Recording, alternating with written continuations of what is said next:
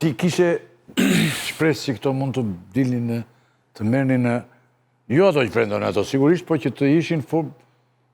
Jo në këtë fazë, unë e kam përvojën me LSI-n. LSI-a ka qenë, është kriju si produkt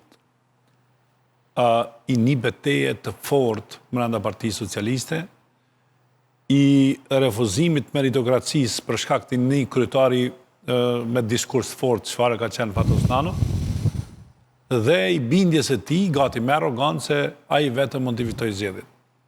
Dhe LSI-a u bë një lloj partie e cila e moderonte ose në një farë mënyre e përcaktonte pushtetin.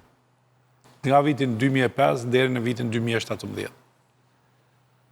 Dhe ke pas gjatë kësaj periudhe dhe partitë të vogla, dhe koncepti i këtyre partive të vogla nuk ishte ideologjik dhe idealist, por ishte sa për të hyrë brenda pushtetit dhe për të përfituar sa më shumë nga të qenit afër partive të mëdha. Dhe e kanë bërë me shumë zel dorën zemër. Dhe ky mosbesim të qytetarëve të Shqipërisë është bukur i gjatë, se partitë e vogla kanë kaluar ose kanë votuar në momente të caktuara në mënyrë skandaloze. Domethënë, ju kanë dhënë pushtet më të madh partive të mëdha, kushdo që ka qenë pushtet, të pamerituar dhe kanë marrë ose janë korruptuar edhe politikisht, edhe ideologjikisht. Dhe ky korruptim ka ndodhur vazhdueshëm. Ky mosbesim duhet shërohet disi. Prandaj partitë e vogla në këtë fazë ose kanë qenë pa suksesshme. Kjo është një arsye. Arsyeja e dytë është kompromisi që e kam bë me fushatën, me diskursin, me mënyrën se si janë paraqitur publik. E para, i kam pas dy elemente të cilat nuk janë mjaftueshëm të qëndrueshme. Se Edi Rama dhe Sali Berisha janë në pushtet një kohë gjatë, që është një argument, që është e vërtet, se ata janë një kohë gjatë dhe në një logjik politike ishin dashur të largohen nga politika. Por jashtë kësaj, nuk ka pasur si arsyetim politik, pse ata duhet të jenë në krye të Shqipërisë dhe të udhëheqin Shqipërisë. Dhe mendoj që betejë aty ka qenë e vogël, betejë aty ka qenë që të jenë parlament dhe asgjë më shumë. Dhe dorën zemër, që të jemi hiç zotin Qorri, të gjitha partitë politike të tjera, të vogla, janë korruptuar brenda asaj fjalisë e madhe Shqipërisë madhështore, 28 parti më rendit, është ofendim. Në një koalicion është ofendim, se s'mundet të ketë 28 parti me afërsi kaq të madhe. Fatos ishin dhe partia. Po, megjithatë, gabimi Partisë Demokratike që i futi 28, ata kanë menduar që kanë bërë mirë, por realisht ai ka qenë ofendim. Futja pa kritere. Ndonjëri kryetari i partisë mund të ketë harruar të ketë vajtur për votim. Dhe e dyta, dy partitë, edhe zoti Llapa edhe zoti Shehaj, dorën zemër edhe pse moralisht e kanë ndërtuar rrëfimin e tyre si partitë pastra, rrugës se njerëzit flasin, se janë gjëra ditura.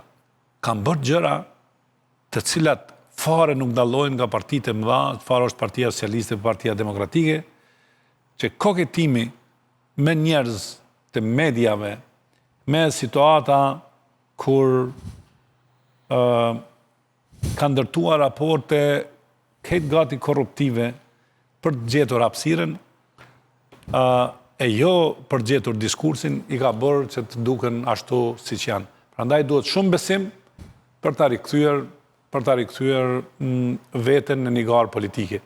Dhe tek e fundit, individ çfarë janë zoti Llapa dhe zoti Shehaj, intelektualisht, me diskurs, do të jenë më të zhutë se Sali Berisha edhe se sa Edi Rama. Dorën zemër nuk janë. Kjo problemi.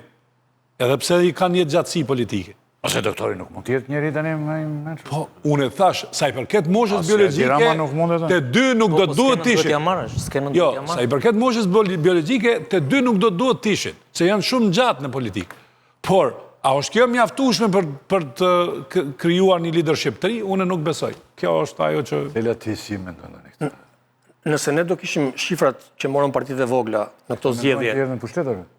nëse ne do të kishim këto shifra në 2013, në 2017, në 2021, të gjithë besoj do ishim vlerësues për numrin që ata do merrnin si vota.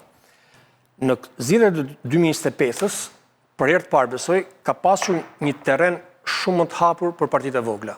Pra kishim një qeveri 12 vite në pushtet me të gjithë problematikat e saj, kishim një opozit të dobësuar në kulm dhe hapësira e mundshme për këto partitë vogla për të marrë vota ishte e madhe.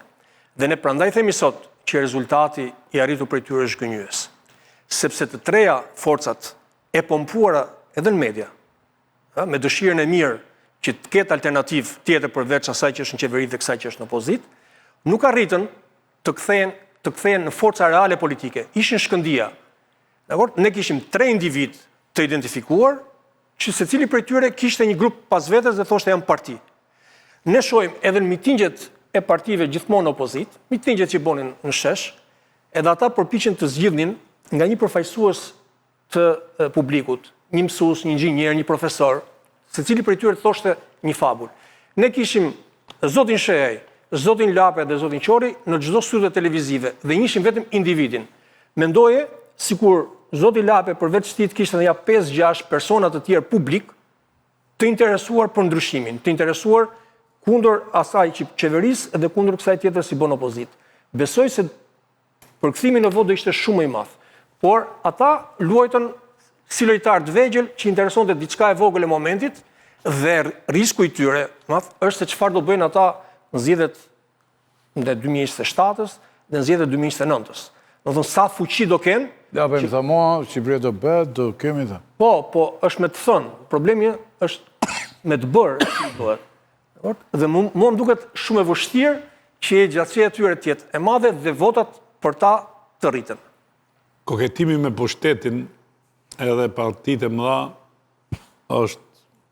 është gabim serioz. Sepse do e kenë dhe në vështirë në parlament, Dhe atje në parlament do e kuptojnë se sa vlerë ka thjesht një deputet apo tjetër.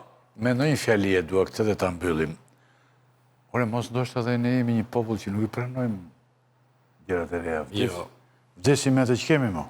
Ka ecur diçka, numri votave. Shumë dhe shokën verë vdiq vetore, ose vdiq vetë, atë jo që ne, bustin e të vdekurit, këtë metalin, e morëm metalin e hoqëm zvarë, të sheshi Skënderbej aty, vu makina, i një zvarë, nuk i lanë një paper, pa i sishte, a i s'pa gje. Shokën verë. Dhe këta... Si jam aty dhe pranoj dhe të më rajnë. Po, dhe tani, mos ndoshta deri në fund vazhdojnë këta, jo doktori do vazhdoj deri në ditën e fundit, larg qoftë se doktori do roj gjatë. Po dhe i dramat, mendoj unë do gjatë do vazhdoj. Dhe ndoshta nuk pranohet, ma. Mos jemi dhe një populatë kështu që nuk e pranojmë. Pra po, sepse gjithmonë kjo lidhet me dëshirën për të qenë pranë fituesit, ti je me fituesin, pra o me atë që është në pushtet o me këtë forcë më të madhe në opozit. Dhe këto të tre duhet të tregonin forcë që të merrnin të mlidhin sa më shumë vota, të kishin sa më tepër bindje. Këtë gjë nuk treguan, pra. Nuk treguan që janë forcë reale politike. Ky është problemi i tyre. Sa? Unë e shikoj me zhvillimin e shoqërisë. Në shoqërisë e këtu e kam dhe unë, domethënë atë që e thash për ne si populatë, për ne të gjithë, se mos përjashtojmë vetën ne orë. Në feudalizmi, ky feudalizmi politik që përshkruan ju, si feudalizmi politik. Feudalizmi ra do kohën e vetë, thua. Kur në shekullin 14 filluan për herë të parë të dinin ta zejtarët e vegjël, njerëzit e lirë, qytetarët e lirë quheshin ta. Pra këta që nuk vareshin nga feudarët, ta që kishin mendimin e tyre, ta që kishin kundërshtit në feudarëve. Dhe me shtimin e këtyre arrin deri te revolucioni borgjez pastaj, që kemi shoqërinë e sotme. Një shoqëri e zhvilluar që ka shumë njerëz të lirë, që ka një stres në mesme zhvilluar, që ka njerëz që nuk varen nga asnjë parti politike për vendin e punës, nga shteti, që nuk varen as nga kryetari i bashkisë, as nga i komunës, as nga ai tatimeve për të bërë apo jo biznesin. Që kjo shoqëri e zhvilluar, kjo është shoqëria që sjell terren pastaj. Një shoqëri e zhvilluar me një parti si Macron, që ajo Macron do e bën president më një herë. Një shoqëri e zhvilluar me një parti si edhe ajo Greqja, që është shoqëri e lirë dhe e zhvilluar, me një parti si ajo Siriza dhe e sjell në pushtet më një herë. Po dhe mos. Cinque Stelle me një herë, kur ishte kriza, kur bie klasa politike, tonë, sigurisht, kur është në krizë, siç është në Shqipëri. një klasë politike për 35 vjetësh pasi rezultat. Duhet të ketë patjetër një reagim, dhe ne thënë kush ky reagim, pse nuk shkojnë të tjerët? Ja, pra, sepse nuk janë liruar nga vargojnë të partive të mëdha. Dhe kur largimi nga vargojnë të partive të mëdha është largim prej klientelizmit, pra është largim prej nevojës që të kesh lidhje me shtetin për të jetuar. Me pushtetin dhe me shtetin, pra me pushtetin lokal, me pushtetin vendor, qendror.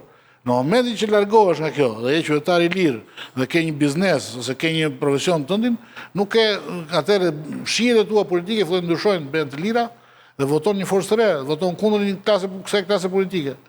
Dhe po ti shohësh rezultatet e tyre e partive të reja, janë të tilla, janë në ato vende ku shtresa e mesme është më e zhvilluar, ku qytetarët e lirë janë më shumë.